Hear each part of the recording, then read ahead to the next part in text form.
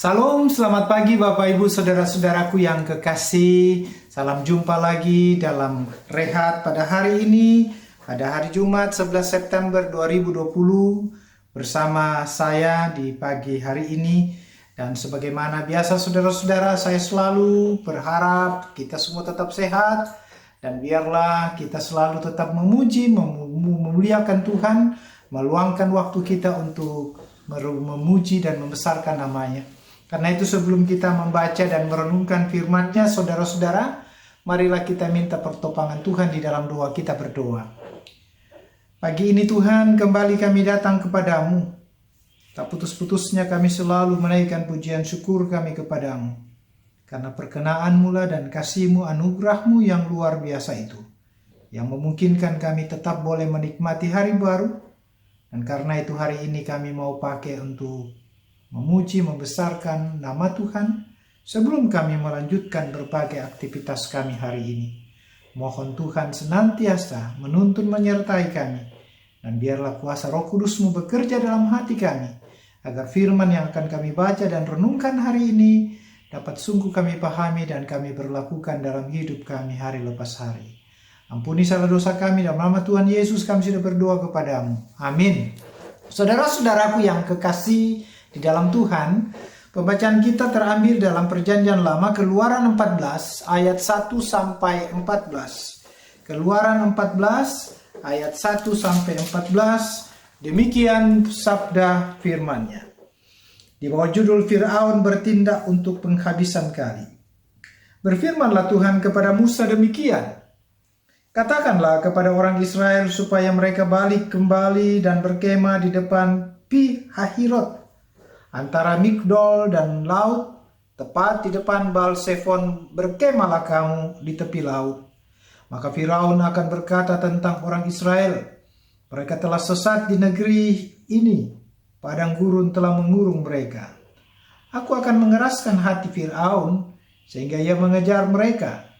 Dan terhadap Firaun dan seluruh pasukannya aku akan menyatakan kemuliaanku, sehingga orang Mesir mengetahui bahwa akulah Tuhan. Lalu mereka berbuat demikian. Ketika diberitahukan kepada Raja Mesir bahwa bangsa itu telah lari, maka berubahlah hati Firaun dan pegawai-pegawainya terhadap bangsa itu. Dan berkatalah mereka, apakah yang telah kita perbuat ini, bahwa kita membiarkan orang Israel pergi dari perbudakan kita? Kemudian ia memasang keretanya dan membawa rakyatnya serta. Ia membawa 600 kereta yang terpilih, ya segala kereta Mesir, masing-masing lengkap dengan perwiranya. Demikianlah Tuhan mengeraskan hati Firaun Raja Mesir itu sehingga ia mengejar orang Israel. Tapi orang Israel berjalan terus dipimpin oleh tangan yang dinaikkan. Adapun orang Mesir, segala kuda dan kereta Firaun, orang-orang berkuda dan pasukannya, mengejar mereka dan mencapai mereka pada waktu mereka berkemah di tepi laut dekat Pi Hahirot di depan Baal-Sefon. Ketika Firaun telah dekat, orang Israel menoleh, maka tampaklah orang Mesir bergerak menyusul mereka. Lalu sangat ketakutanlah orang Israel dan mereka berseru-seru kepada Tuhan. Dan mereka berkata kepada Musa, apakah karena tidak ada kuburan di Mesir, maka engkau membawa kami untuk mati di padang gurun ini? Apakah yang kau perbuat ini terhadap kami dan membawa kami keluar dari Mesir? Bukankah ini telah kami katakan kepadamu di Mesir?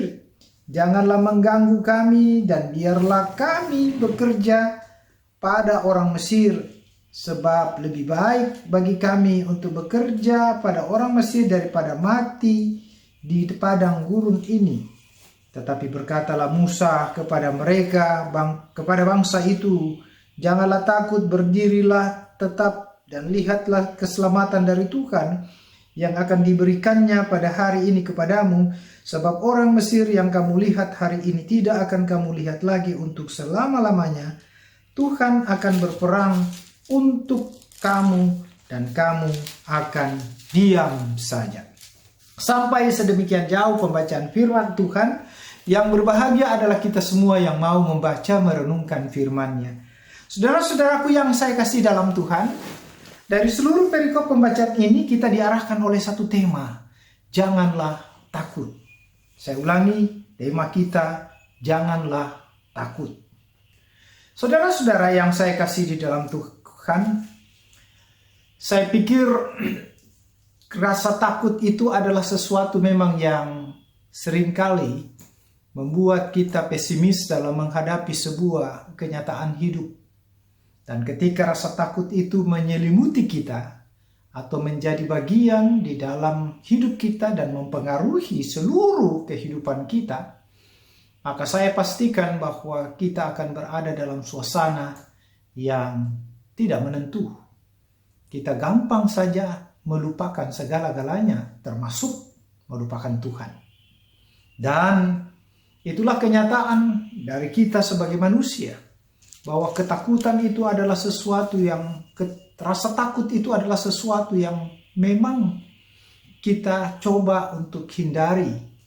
Dan apakah itu bisa kita hindari? Saya pikir kita semua akan menghadapi itu. Kita boleh takut, tapi jangan sampai kita ketakutan. Sebab takut dan ketakutan itu beda. Sebab rasa takut itu adalah hal-hal yang alamiah, tetapi ketakutan itu adalah hal-hal yang sungguh-sungguh memberi gambaran bahwa kita kehilangan arah hidup. Nah, saudara-saudaraku yang kekasih di dalam Tuhan, bagian firman Tuhan ini bercerita tentang bagaimana perjalanan umat Tuhan ketika mereka keluar dari Mesir. Bangsa Israel ini dikejar oleh Firaun bersama pasukannya yang begitu ditakuti kekuatan perangnya.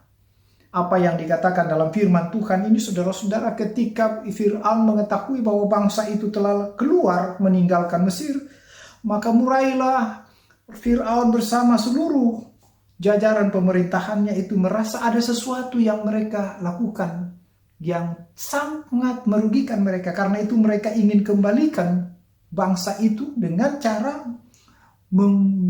mencoba untuk membawa mereka kembali untuk dijadikan sebagai budak.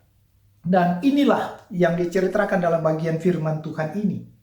Pengejaran itu berjalan terus, tetapi Tuhan mengingatkan bangsa itu agar mereka jangan takut. Sebab perjalanan yang mereka alami itu akan dituntun oleh Tuhan. Sekalipun Fir'aun itu memberikan sebuah pengaruh yang luar biasa dengan pasukannya. Musa hendak mengajar kepada bangsa Israel itu betapa pentingnya kita bergantung kepada Tuhan daripada bergantung kepada sebuah apa yang dinamakan kuasa-kuasa di dunia ini. Lewat bagian firman Tuhan ini kita melihat betapa Tuhan itu berperang melawan Fir'aun dengan cara Tuhan sendiri, tanpa melibatkan umat Tuhan itu turun tangan dalam menghadapi ketakutan itu. Dan inilah yang dinyatakan janji Tuhan kepada bangsa itu, kepada mereka, bahwa pernyataan Tuhan tak berkesudahan bagi mereka selama mereka sungguh-sungguh takluk di bawah pemerintahan Tuhan atau di bawah kendali Tuhan. Peristiwa ini, saudara-saudara, mau menyatakan kepada kita betapa kuasanya Tuhan. Betapa Tuhan mampu untuk mengeluarkan umat itu dari sebuah pergumulan yang berat. Dan mereka melihat bahwa betapa Tuhan juga sungguh mau menyatakan kemuliaan kuasanya bagi mereka dalam tuntunan untuk keluar dari sebuah masalah. Nah, jika bangsa Israel telah dituntun oleh Tuhan, telah merasakan sebuah suasana keluar dari rasa ketakutan yang berlebihan itu, maka ini juga menggambarkan kepada kita bahwa bukankah kita juga pernah diingatkan oleh Tuhan Yesus agar kita jangan takut menghadapi kenyataan hidup apapun. Sebab Kristus telah mengalahkan seluruh apa yang dinamakan ketakutan kita, termasuk terhadap kuasa iblis itu sendiri, dosa itu sendiri, dan kita telah diangkat dan diselamatkan oleh Kristus Yesus. Hanya satu yang Tuhan selalu ingatkan kepada bangsa Israel dan kepada kita yang percaya kepada Yesus. Apakah kita mampu untuk bergantung sepenuhnya kepada Tuhan? Berserah sepenuhnya kepada Tuhan. Sebab itu satu-satunya jalan untuk keluar dari sebuah ketakutan kita dalam menghadapi segala persoalan hidup termasuk kondisi saat ini. Boleh ada banyak pergumulan, boleh ada banyak hal-hal yang bisa membuat kita rasa takut. Tapi jangan sampai melupakan Tuhan. Karena Tuhanlah sumber pertolongan bagi saudara dan saya yang sungguh meyakini bahwa Dia selalu setia kepada saudara dan saya. Tapi pertanyaannya, maukah kita setia juga kepada Dia? Mari saudara-saudara, serahkanlah seluruh pergumulanmu dan jangan sampai kita berada dalam posisi ketakutan yang berlebihan. Selamat menikmati hidup. Tuhan memberkati saudara-saudara sekalian. Amin. Saudara-saudaraku yang kekasih, mari kita angkat pujian dari Kidung Jemaat 370 ayat 1 dan 2. Ku mau berjalan dengan juru selamatku.